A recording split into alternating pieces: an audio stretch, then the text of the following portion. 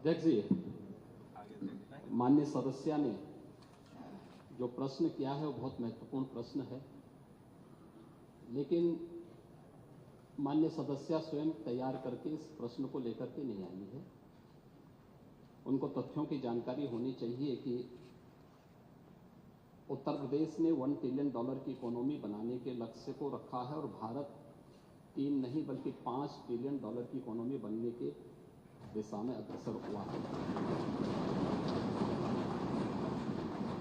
आपकी पीड़ा को मैं समझ सकता हूं, क्योंकि जो आपके नेता बोलते हैं कि भारत कभी विकसित देश नहीं बन सकता, तो आप तो उनका अनुसरण करेंगे ही करेंगे कि उत्तर प्रदेश कभी $1 ट्रिलियन की इकोनॉमी नहीं बन सकता। ये वक्तव्य आपका अपनी पार्टी के अनुसार, समाजवादी पार्टी की मंशा के अनुरूप उपयुक्त ही है,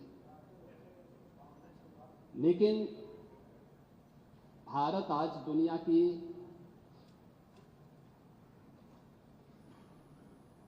पांचवी बड़ी अर्थव्यवस्था बन चुका है और 2027 में भारत $5 ट्रिलियन की इकोनॉमी बनेगा, इसमें कोई संदेह नहीं। और दुनिया का सबसे तेजी के साथ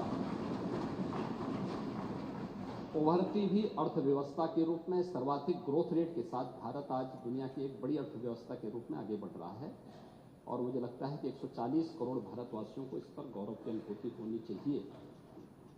हो सकता है कुछ लोगों को इसमें अच्छा नहीं लग रहा हो, क्योंकि जिनका अपना पर्सनल एजेंडा होता है वह देश के विकास को अच्छा नहीं मानेंगे, लेकिन आदरणीय प्रधानमंत्री जी की प्रेरणा से, उनके विजन के अनुरूप उत्तर प्रदेश ने भी $1 ट्रिलियन की इकोनॉमी बनने की दिशा में एक बड़े कार्यक्रम को आगे बढ़ाया है।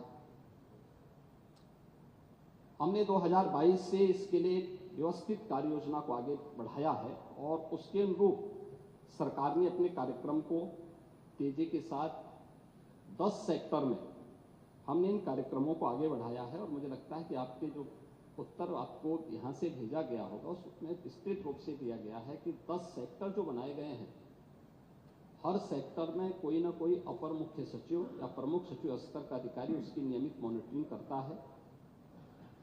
मासिक रूप से उस सेक्टर से जुड़े हुए किसी वरिष्ठ मंत्री के द्वारा उसकी समीक्षा की जाती है।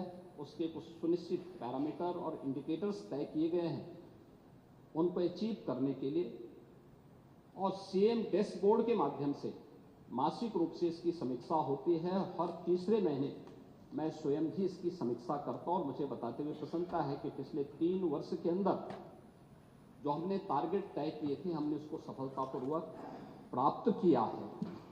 इसी का परिणाम है कि जब हमारी सरकार आई थी, 12 लाख करोड़ की उत्तर प्रदेश की जो इकोनॉमी थी, इस वित्तीय वर्ष के अंत में वह 27.5 लाख करोड़ की इकोनॉमी बनकर के उभरेगी। और यह उन स्थितियों में जब हो रहा है जब पूरी दुनिया आर्थिक मंदी के दौर से इस देश दुनिया की वैश्विक महामारी कोरोना के बाद उस दौर से गुजरी थी। मेरा यह मानना है कि जो ग्रोथ रेट उत्तर प्रदेश की है, आज वह देश की सर्वाधिक अच्छी ग्रोथ रेट है। हमने जो 10 सेक्टर बनाए हैं, उस सेक्टर में अवस्थापना और औद्योगिक विकास का एक सेक्टर है, जिसमें अवस्थापना और औद्योगिक विकास का भी है, एमएसएमई भी है, इसके अलावा हथकरघा और वस्त्र उद्योग भी है, आईटी एंड इलेक्ट्रॉनिक्स भी है, सिविल एविएशन भी है, पीडब्ल्यूडी और एनआरआई से संबंधित ये सभी विभाग इस सेक्टर के अंतर्गत रखे गए हैं और जिसकी समीक्षा स्वयं यहाँ पर एपीसी के स्तर पर होती है।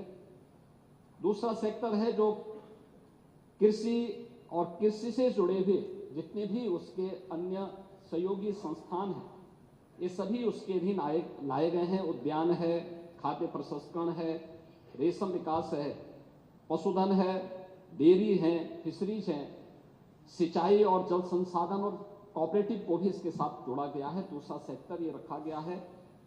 तीसरा सेक्टर सामाजिक सुरक्षा से जुड़ा हुआ है, जिसमें समाज कल्याण विभाग से जुड़ा हुआ जितना भी सोशल सेक्टर से जुड़े हुए जितने भी विभाग हैं उन सबको इसके साथ जोड़ा गया है।